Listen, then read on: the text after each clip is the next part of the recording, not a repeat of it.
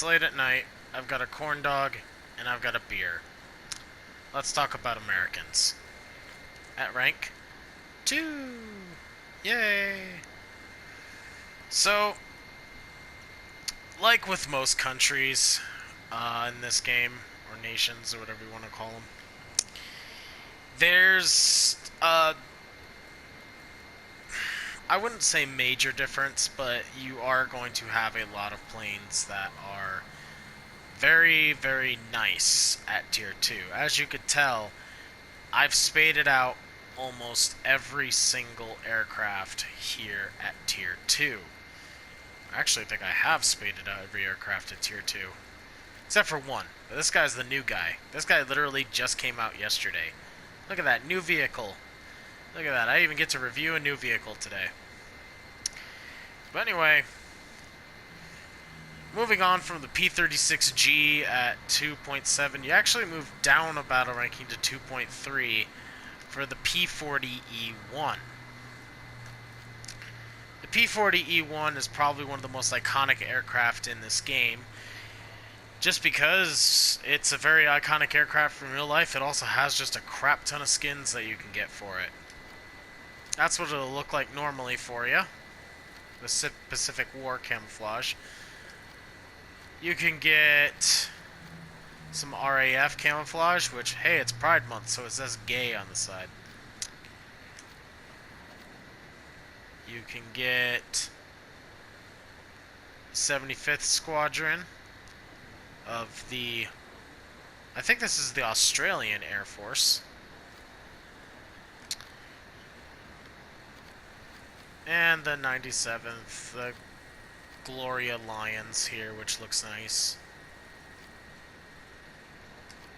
Or the Wikipara Warapara Wildcat. I mostly just go with the 76th Fighter Squadron of the United States Army Air Force, because this is the Flying Tigers. And it has that cute little tiger on the side of it. But anyway, let's talk about the actual plane. 367 miles an hour, it's a fairly fast plane, although at very high speeds, with most low-ranking aircraft, you're going to suffer a lot from control stiffness. This plane does not like to move at high speeds, although it, I would say, is better than, I would say, something like the Lags at the same battle ranking.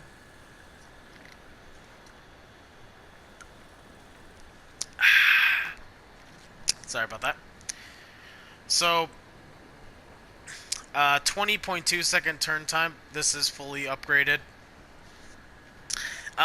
It's not a turn aircraft. It's not a turning aircraft whatsoever. It can turn in a pinch, but you really aren't going to be able to sustain yourself in a dogfight.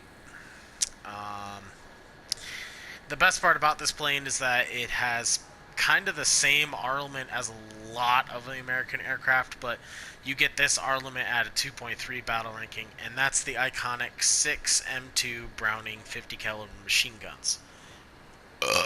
Oof, 3 in each wing. Now, the unfortunate part for this is that the belts aren't really that great. I usually just rock the stealth belt just because it does have one bullet of the incendiary bullet there.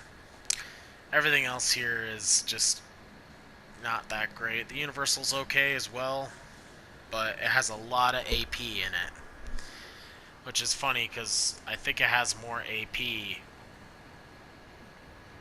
Well, it's very close to having very similar amounts of AP to the ground targets belt, but I mostly just use stealth because same reason I use stealth on most other guns in this game is because I don't want people knowing I'm shooting at them. In terms of your protection, you actually have some little armor plates here and there. You got this guy here behind the engine. Big piece of bulletproof glass, although this is not going to be 100% reliable. And then you got a couple pieces here and there for behind the pilot. One of the the biggest strengths of the P40 is its reliability in terms of taking damage. The only thing you have to worry about is that you do have a massive fuel tank behind the pilot here, center mass. But other than that, except for a couple more fuel tanks here and there, you really don't have to worry about much in terms of getting shot at. This is, like in real life, the P40 is a very durable aircraft. The one thing I would also want to add about the P40 is that it does have a decent bomb loadout if you want to go in a fighter-bomber role. I would actually recommend, if you're playing in realistic, just stick, if you want to ground pound, just stick with the 1-500, because the 100-pound bombs, unfortunately, don't really do much in terms of damage. You can destroy light ground targets, but then again, if you're lawn mowing in this thing, you can just destroy them with the 50 cals anyway, and the bombs are just added weight.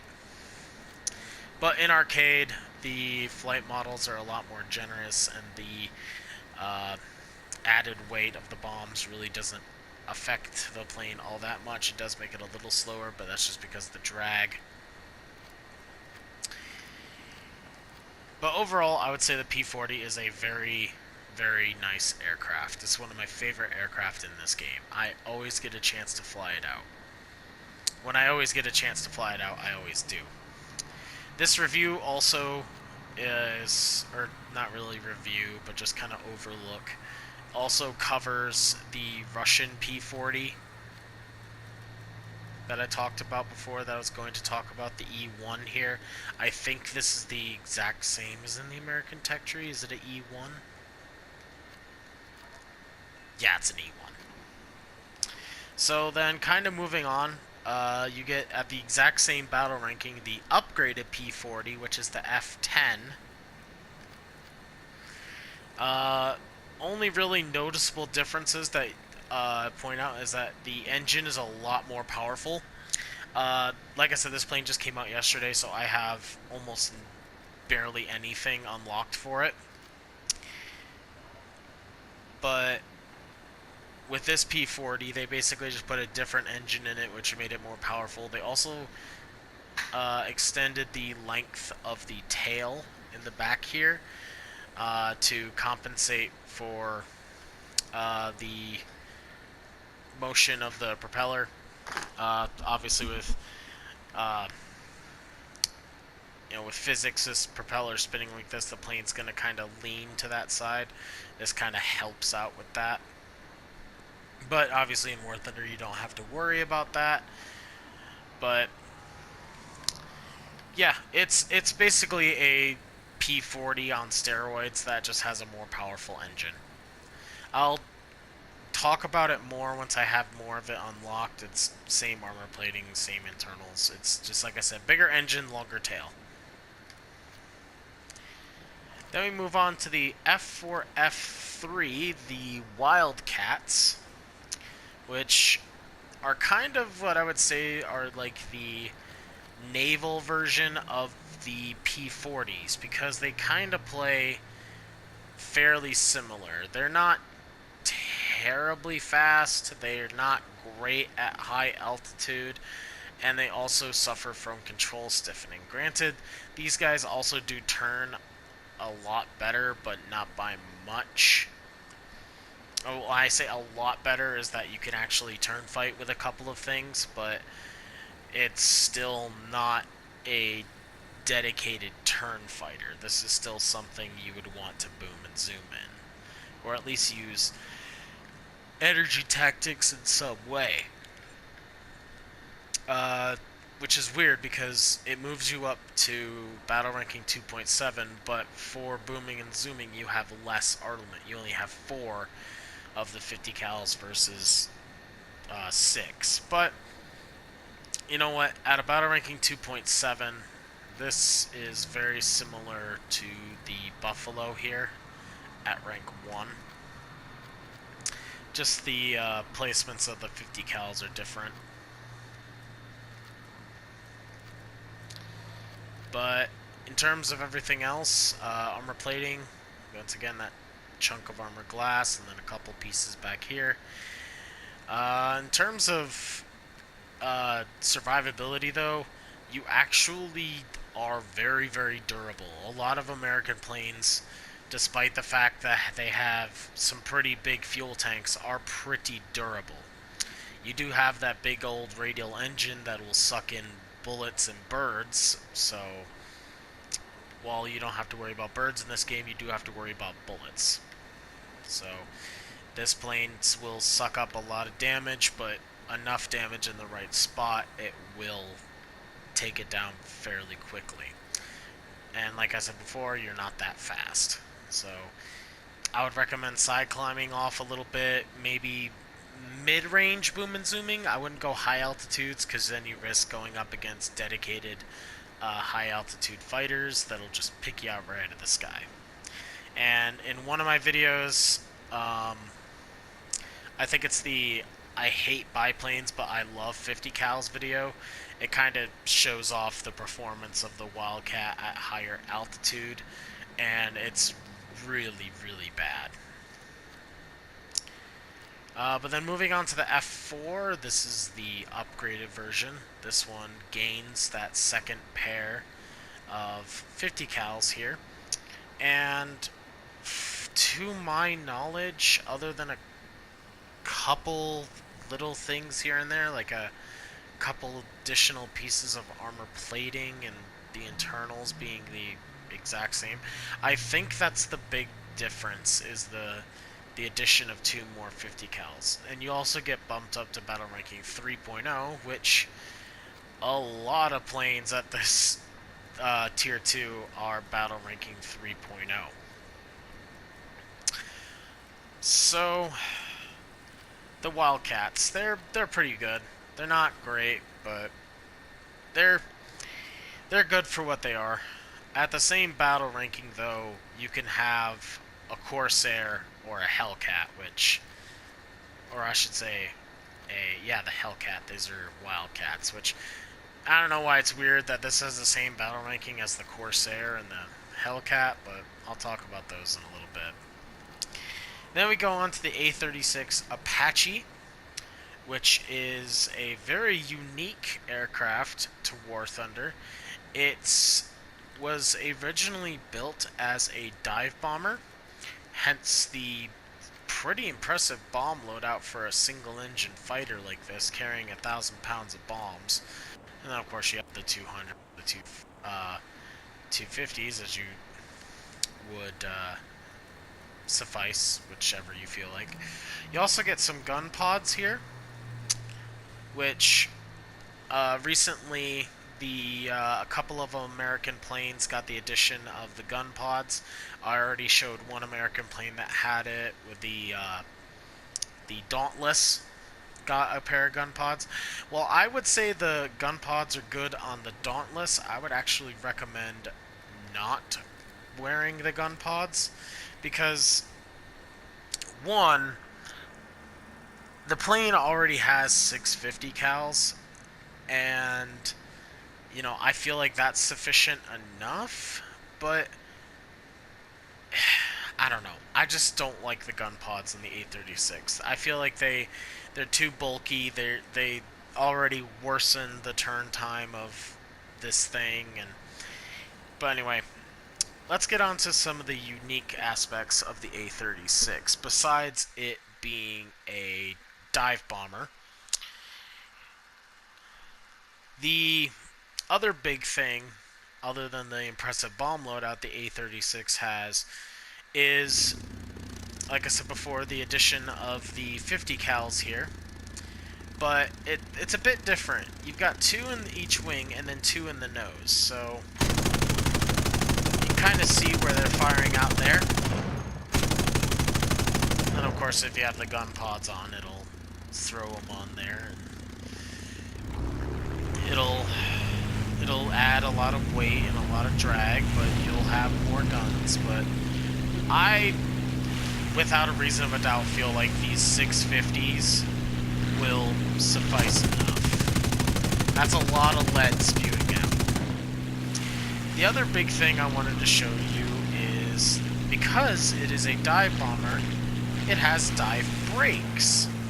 Now, how effective these dive brakes are in a dogfight, I would not know. I don't really use them other than when I am actually dive bombing. From what the research I have done about this plane, though, in this game, is that using the dive brakes in combat is basically a death sentence. So, if you're flying arcade, I would not recommend using the air brakes. Obviously, use the air brakes if you need them in realistic, because your rings will rip off in those high-speed dives. This plane is also one of the I guess you could say the precursors to the P-51 Mustang. As you can tell, it looks like a early Mustang. Well, other than just the location of the 50 cals, this is basically just a low-tier Mustang. You want to climb and dive, which it is very, very good at diving. Just because these American planes are very, very heavy.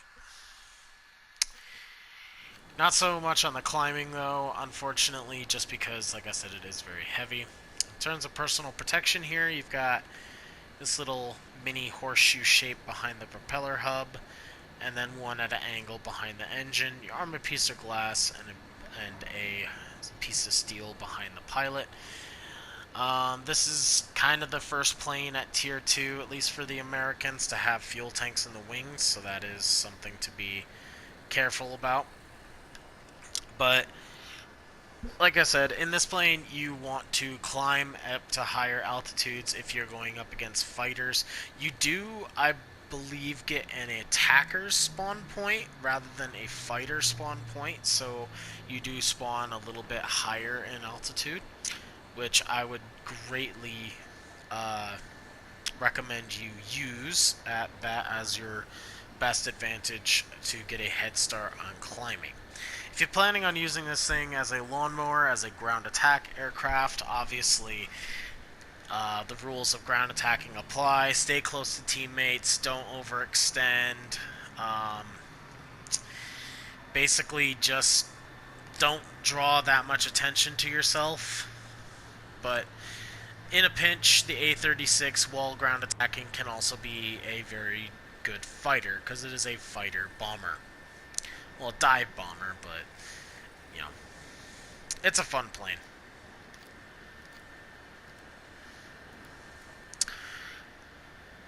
Then moving on to the first bomber at Tier 2 for the Americans, the B-34.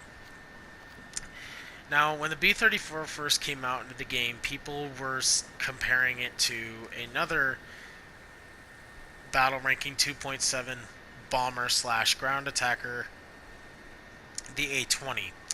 And I'll show you the comparison here between the B-34 and the A-20 here in a second. The B-34, I would say, is more of just a actual bomber instead of a ground attacker. While you do have forward-facing ordnance here, you have 250s and 230s, I would not recommend using this thing as a heavy fighter.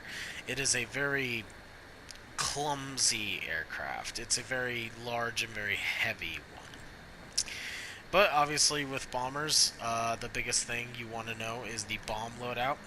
And you only have two options. You have 7 250s, or you can do 4 250s and then 3 500s. You can also throw on a torpedo if that's what you want. I mostly just use the bombs here. I do believe the 250s drop first, so use the 250s on like light pillboxes and stuff that is less fortified, and then use the 500s for obviously your more fortified targets, heavy tanks, normal pillboxes, stuff like that. The other nice thing that the B-34 has is its defensive armament. And like I said, you do have the forward-firing 50 cals and 30 cals here, so if you want, I guess you could go bomber hunting in this thing, or even do some ground attacking, even though I wouldn't recommend it. But you do have a very nice 50 cal top turret here that is very similar to what you get to the A20.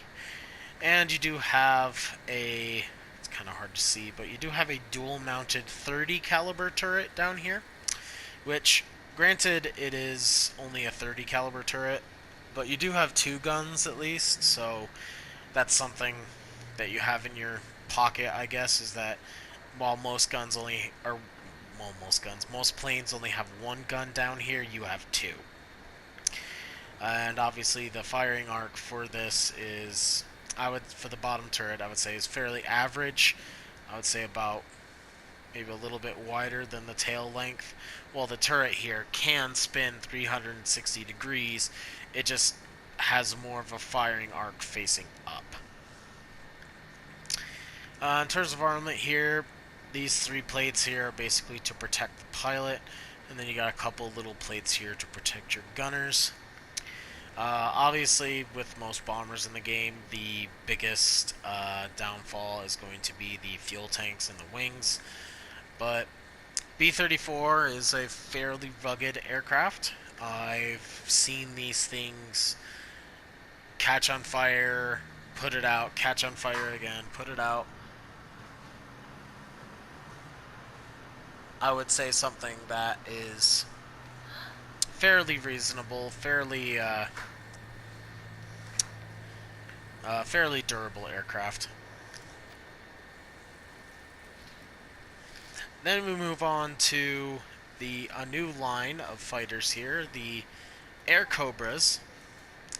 The first one you get here is the P-400. Now, a fun story about the P-400 was it started out as an American plane. It started out, actually, as the P-39N. Well, nobody liked the P-39N, so they sent it over to the British, and they replaced that 37mm cannon with a 404 Hispano cannon. And that's how we get it here in-game. So, the thing that's kind of funny about this plane is that, obviously, since it's a British modification, shouldn't it be in the British tech tree? But, whatever. So, like I said before, you have not an American cannon, but a British cannon here in the nose. And the Hispano, this is, I think, the same gun that the French get in terms of early tier Hispanos.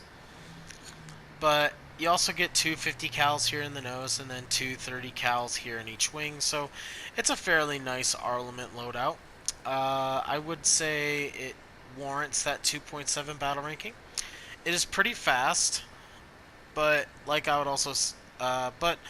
with most American aircraft, it is going to be a boom and zoom aircraft. You want to be using energy tactics in this thing.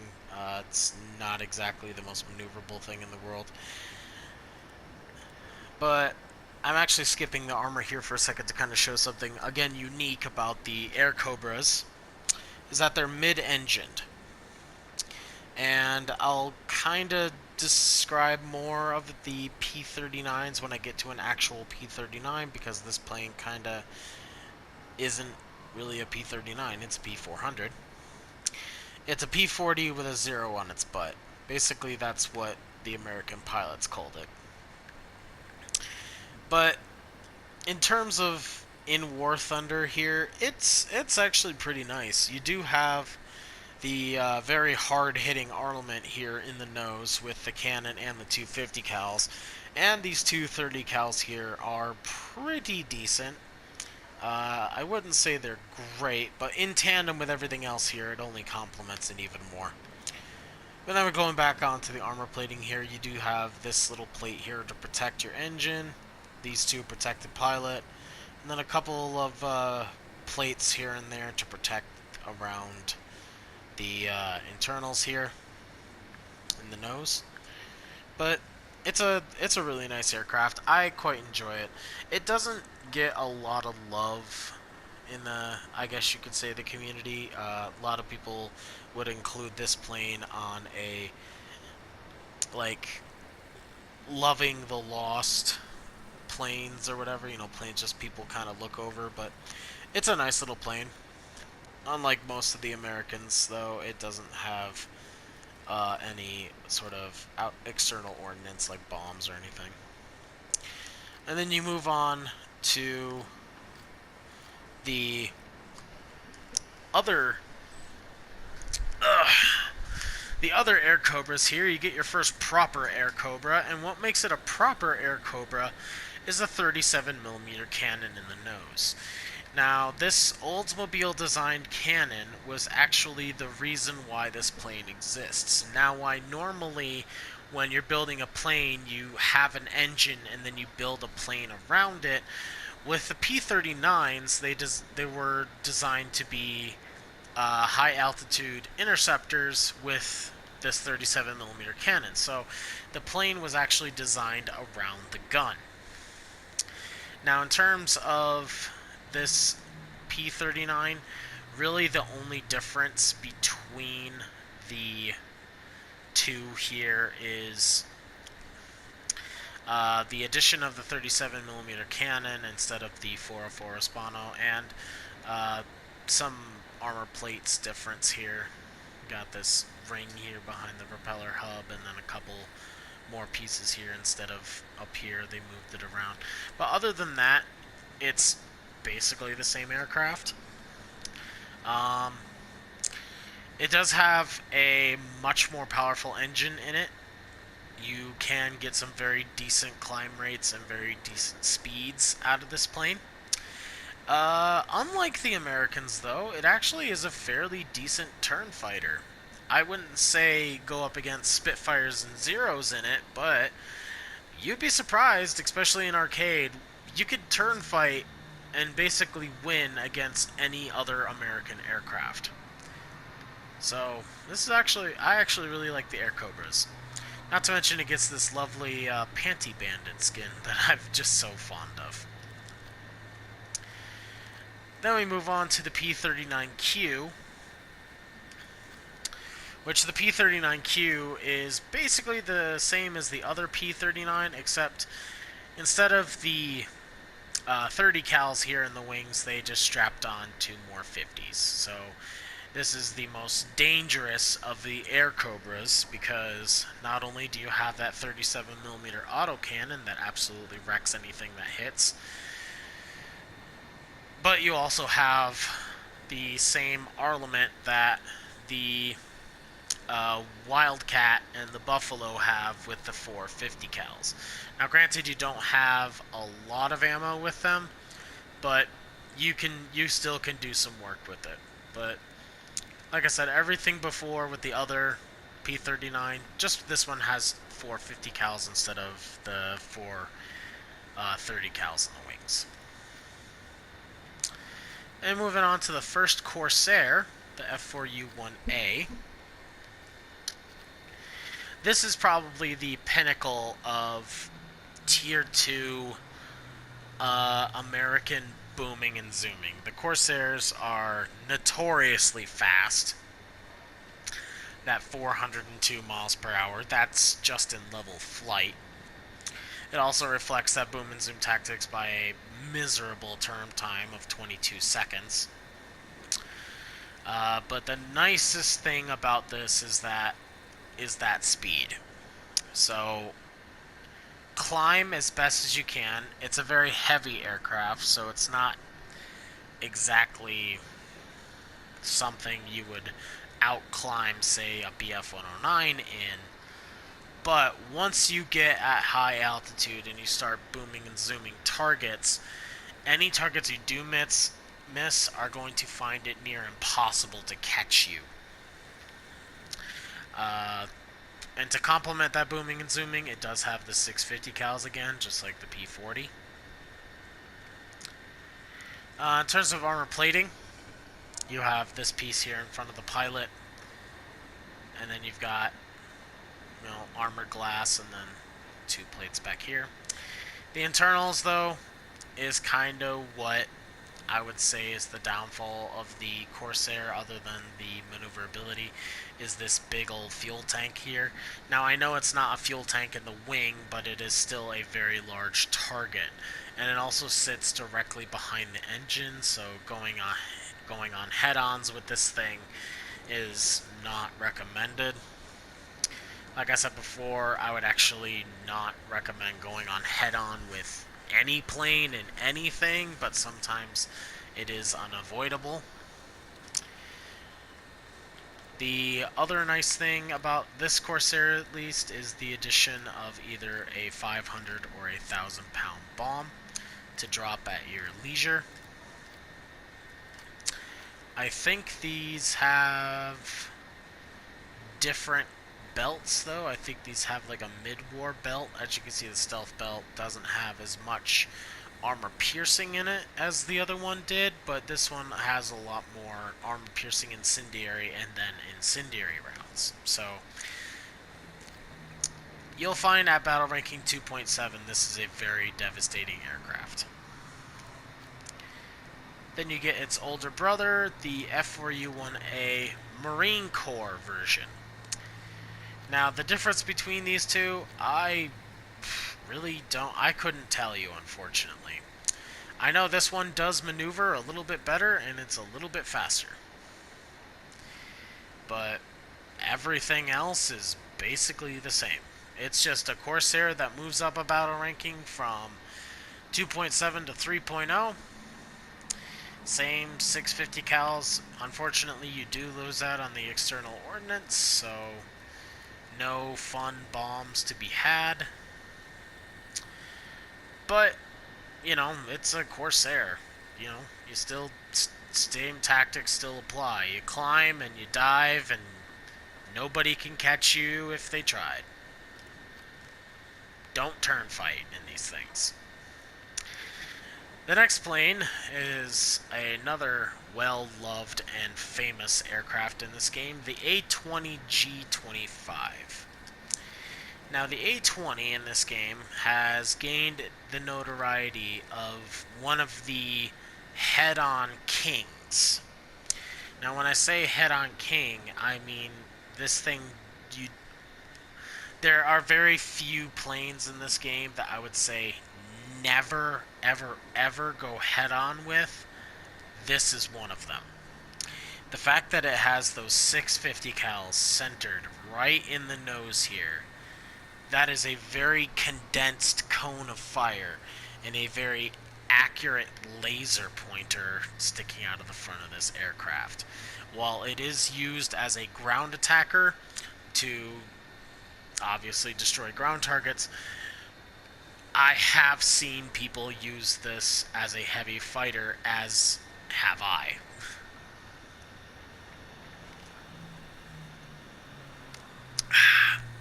Trust me, shooting down a Wellington in an A-20 is one of the most satisfying things that can happen to you in this game. But, in terms of the rest of the aircraft, ground attacker, you really unfortunately have two loadouts. You can either carry 4 500-pound bombs or 12 of the M8 bazooka rockets.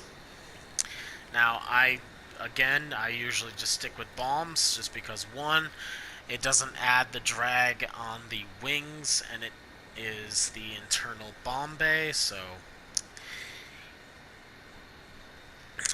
it's just aesthetic reasons. I don't like looking at empty rocket racks on my wings. That's just me. I'm also more reliable with bombs than I am with rockets. The other thing you want to know when it comes to a bomber or ground attacker is the defensive armament. It's got that same style of turret as on the B-34, which does have a 360-degree cone of fire.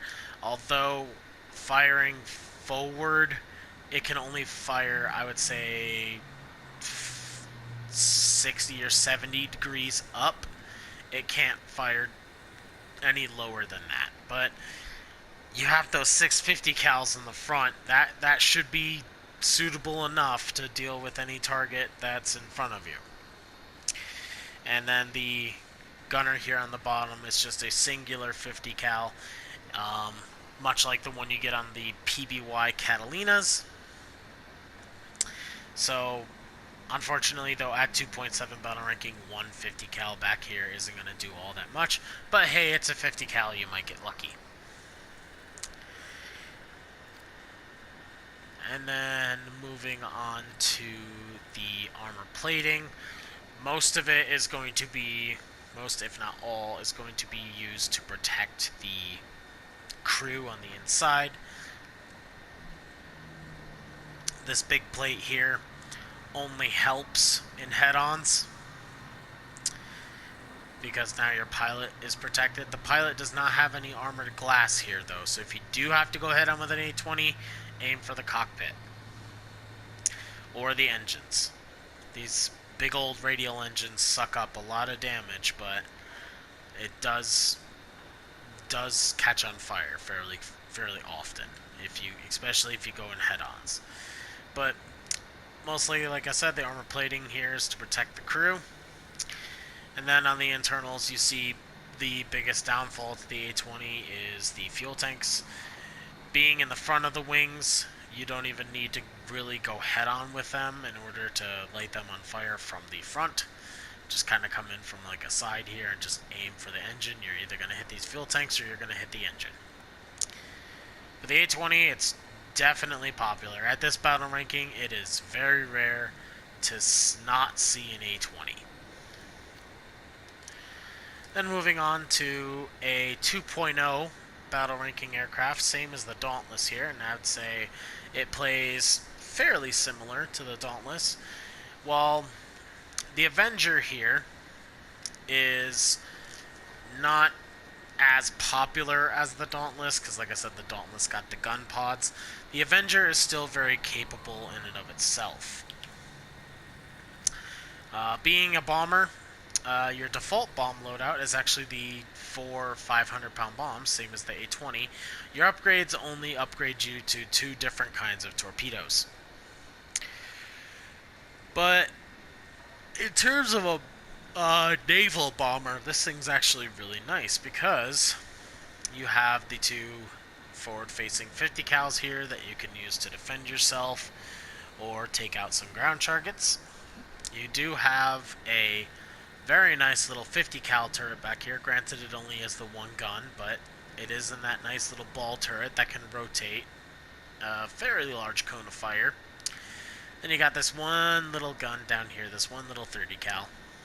I would basically just ignore this guy. This guy is only really there, at least in game, to tell you that, hey, someone is behind you and below you.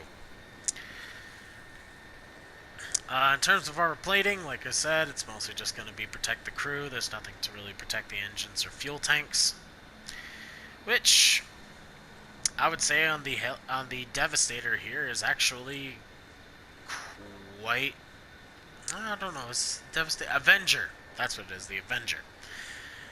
But, you know, it's actually a very rugged aircraft.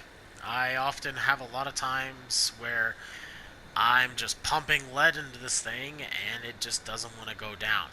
Plus, at a battle ranking 2.0, you can line it up with a lot of your other low tier stuff. And, oh my goodness, excuse me.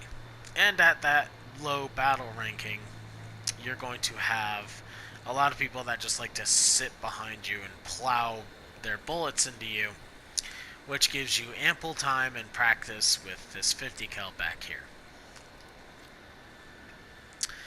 Then moving on to the last of the army or land-based fighters are the P-38s, the Lightnings, the fork-tailed devils.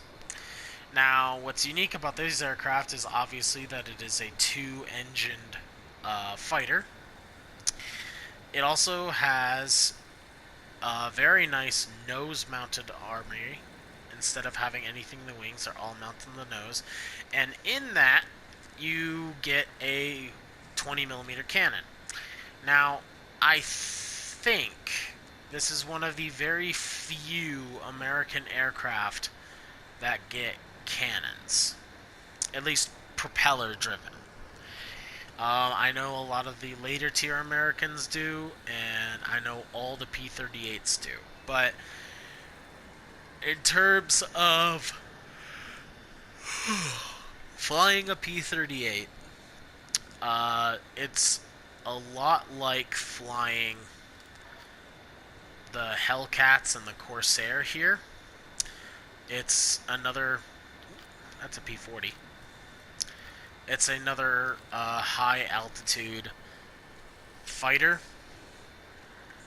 but the only difference is that obviously with the two engines here, you get a attacker spawn point. So use that to climb. As you can see, it has a very, very high max altitude, and the climb rate of it is, sorry, very, very decent. Is actually probably one of the best climbing American aircraft. And that top speed there as well. So this is, plus with the R-limit here, the P-39s, both the E and the, what is this next one, the G1? Yeah. I would say these are very nice aircraft. Armor plating, like I said, just to protect the pilot. Probably the biggest thing about the P-38s is the fuel tanks here. They, granted, are inside these engines here, so it is a little bit harder to hit these because they're not in these massive wings, but it's still... P-38s are, I would say, kind of like glass cannons. They do get their tails chopped off a lot, and they do get those fuel tanks set on fire a lot. So kind of pick your target selectively. Just sort of pick anybody, pick a straggler, or pick somebody that got distracted by a ground target and just kind of flown away from the pack. And that's what you do in this thing. You pick off stragglers and people that wander off. Then moving on to the last of the naval fighters, the Hellcat. Actually, let's go over to the P-36G real quick. The P-36G is basically the same as the P-36E, I believe, except it has the addition of some rocket racks down there. But I would not recommend taking out the rocket racks because that implies you are going to be ground attacking in some way. This thing is true and true a fighter killer. I would also say you have a fairly decent chance against bombers, but because of you moving up to higher battle rankings now, there's going to be a lot more trained, more heavily armed defensive gunners on bombers, and on such a plane that is fragile, I would say pick your battles wisely. So then moving on to the Hellcat. The Hellcat is probably my favorite aircraft at battle ranking 3.0. Take off the ordnance here, which, like you can tell, it has a lot of ordnance. It also has the introduction of, instead of the M8s or the HVAR rockets here, you get Tiny Tims, which is a very, very large lie because these basically are... Oh gosh, what are they? I'm trying to... How big are Tiny Tims? I want modifications, that's what. Tiny Tims. You get 2 of them. Yeah, basically they're 500 kilogram bombs with a rocket on the back of them. Now, those rockets do have... That's the P-40 again. But those Tiny Tims are, I would say, more for close air support. If you play tanks, which I don't, so I usually just use this thing as a fighter or a fighter bomber with the 1,000-pound bombs that you get strapped to it. Sometimes, depending on the map, I take out the torpedo, but I find myself more reliably killing things with 1,000-pound bombs. 650 cals here in the wings. Very fast aircraft. Not too bad maneuverability either. I would say definitely still do the boom and zoom tactics in this plane. It actually has one of the better climb rates for the Americans. But I would say you can also turn fight a lot more than what you can think. Now, obviously, don't go turn fighting the Japanese or the British unless you've done your research and you know you can turn fight them. But the Hellcats here, what made the Hellcats so amazing was the addition of a much more powerful engine, and also the fact that the Hellcats here, for one, have very nice armor plating, very small compressed fuel tanks, and the fact that it also is fairly maneuverable made this thing absolutely devastating in the Pacific theater during the Second World War. This thing had, I can't tell you the exact number, but it was just astounding how, once these things got into combat, how many kills these things got. Most of your Pacific aces during the Second World War are going to be Hellcat pilots. And fortunately enough, this game kind of reflects that in the fact that you are a very nice boom and zoom aircraft, a very nice energy fighting aircraft that holds its muster well with those 650 cals and the mid-war belts, I think. Yep, so you get plenty of incendiary in there, which 50 cals love setting things on fire. So yeah, the Hellcat, the F6F5, I would say you are going to love this aircraft, if you play it right. Then the last bomber here at rank 2, the B-25J1. Now, the B-25s, they are considered a medium bomber in the game here. But it's actually kind of weird, because why does a medium bomber need all these 50 cals here in the nose or off to the side on these little pods?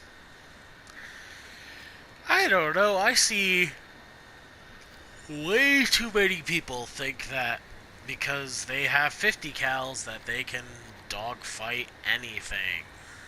In which, yeah, that's just not the case. As much as I love the B-25s, I know that this is a bomber through and through. You can ground attack with these, but because it is a medium bomber, you don't get that dive bomber aiming reticule, and you do have to level out before you start bombing. Speaking of bombs, obviously with the bombers, the bomb loadout is going to be the biggest thing. You do have a very decent variety, but once you unlock this one here, the very last one, just get the 3,000 pounders. You can either be fairly devastating on enemy bases, or you could take out some very large targets. You might even be able to hit a pillbox and kill the AA guns and the artillery around it. In terms of defensive armament, like I said, you have the forward-firing 50 cals here. You get 5 of them. You also get that nice little bubble turret up here. Kind of like the A-20 and the B-34, just this one also has that 360-degree rotating fire. You also have these 2 little waist gunners here, which are kind of useless, unfortunately. Then your tail gunner back here, which has a dual-mounted 50 caliber turret.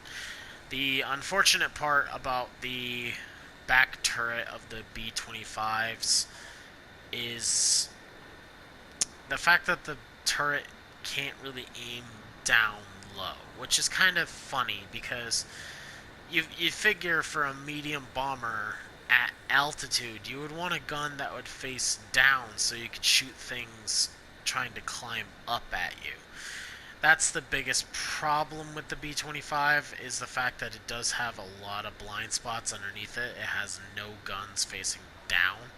So it does kind of suggest that you would use this thing as a low altitude ground attack aircraft, but the B-25s are kind of fragile. Well, it does have a lot of armor plating around the pilot. The gunners kind of get screwed in the fact that they only get a few pieces here and there.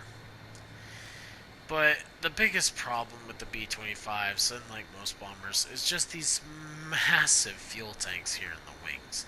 The engines love to get set on fire, and granted, you can put those fires out relatively easily. It's just something you just don't want to have to do in the first place. Also, with that big huge tail back there, that thing gets ripped off a lot. I get rudders and ailerons and elevators and just everything on this plane likes to get shot up. Now, I'm not saying the B-25s are bad. I'm just saying if you see somebody climbing up on your 6, try to get him to face these back guns here. This turret can fire backwards. Try to get these guns on him, because if he gets lucky, or if he's skilled enough, he's gonna know not to go basically above your tail. He's gonna stay below you this whole time. He's gonna get up as close to you as he can while firing in your blind spot, and then just duck back down again before he rams you or either flies over you. So it's kind of funny. I wouldn't suggest ground attacking in this thing because it is a fairly fragile bomber, just because of how much this thing likes to get caught on fire and how much your control surfaces get shot up. But at the same time, with the 6, well, not the 6, but with the 50 cals in the front and not having a bottom gunner, I don't know, maybe I just haven't flown these out enough to really know what's good for them, but they're good bombers. I'm not saying they're bad in terms of bombing. It's just, unfortunately, they don't handle damage well. So then moving on to the premiums here, I will discuss these when I get to the Japanese. All of these here are Japanese aircraft. The Ki 43-2, the Ki 61B, and the A6M2. The A6M2 here has a nice little story, though, that I will tell you. This is actually a captured A6M2-0. And, of course, all these are captured here, but this one's probably the most famous one here is because during the Battle of the Aleutian Islands up in Alaska, 1-0 just so happened to crash nearby, and it was almost nearly intact. So that helped out the Americans a lot by knowing now what they're facing off against. And that helped with the design of stuff like the Hellcat, which is kind of like a perfect counter to the Zero. But anyway, moving on. So the XP-38G is the experimental version of the XP-38 of the P-38G here in the tech tree. The bundle it comes with, I would say if you can, hold on. Like, I would actually say get it, because you do have to purchase it with the USA Pacific Campaign Pack or the Ultra Advanced Pack. But it's a P-38G. That's like 2 battle rankings lower. It's the same battle ranking as the P-38E at 3.0, but you get P-38G performance. So I don't know, maybe that's why it's a little bit more difficult to get your hands on. The last plane I'm going to talk about here extensively is the XP-55. This is a very unique design. It is a pusher-pull aircraft, or a pusher-style aircraft, with obviously the engine being in the back and the propeller in the back. Now, I don't own this aircraft only because it's a fairly expensive aircraft to buy. At rank 2, you also are at a fairly high battle ranking of 3.7, so that's just something to be aware of. I think it mostly just comes down to the flight performance of this thing. This thing loves to climb. This thing is a very, very good climber, and it's also very, very fast. While the acceleration on this thing isn't great, the speed is. So be very wary of maneuvering in this plane, because you are going to have a lot of people that just want to see you dead, because this thing is one of the most overpowered premiums at this battle ranking. It also doesn't help that instead of 50 cals, you have two 20mm cannons along with the two 50 cals, and they're in the nose, and they are devastating. I've been killed enough by these XP-55s to know that if I see one and I have the chance to kill it, I take that chance. The best way to kill an XP-55 is to just simply shoot at the center of mass. It's got one tiny piece of armor behind the pilot, and because with the engine in the back, you shoot anywhere near this and you will put him out of commission. This is a plane that does not like getting shot at all. While it's great at shooting down other aircraft, when other aircraft eventually get a chance to shoot at this thing, it does not like what it gets back in return. With the engine in the rear here, obviously you don't suffer engine damage from head-ons as you would normally. But, like I said, with no armor here, I was just not going head-on with her anyway, because a bullet that goes through the front here can easily pass through and kill your pilot. So, I guess that's why it's an experimental design, because there's only a few of these built. 2 of the 3 prototypes crashed, and 1 I think is in a museum today. But I would say it's a fun aircraft. It's obviously got very nice strengths to it, with, I would feel like, some equally devastating weaknesses, with your engine basically sticking out on a pole in the back here going, hey, shoot me here. But the only thing that's really holding me back from this plane is that price tag of 3,900 Golden Eagles. If you have a coupon for it, I would say then go for it. Or if you find this thing on sale somehow, I would say get it then. But I would wait until either this price went down, or you got a coupon, or there was some kind of sale going on. But anyway, Tier 2 America.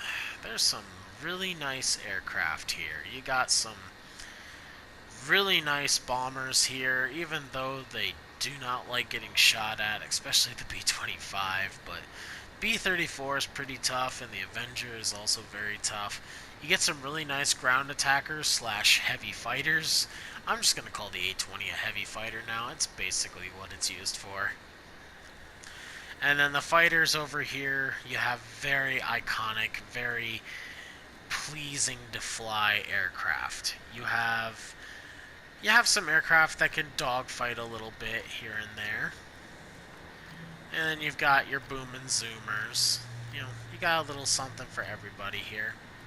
But once I talk about these here, these are maybe not this one, but this one and this one are definitely your turn fighters. So if you want to turn fight as the Americans, get the Hayabusa or the Zero. Anyway, guys, thanks for watching. I appreciate all the, not really just all the love, but, you know, I appreciate you watching, and thank you very much, and I hope you guys have a great day, and I'll see you next time.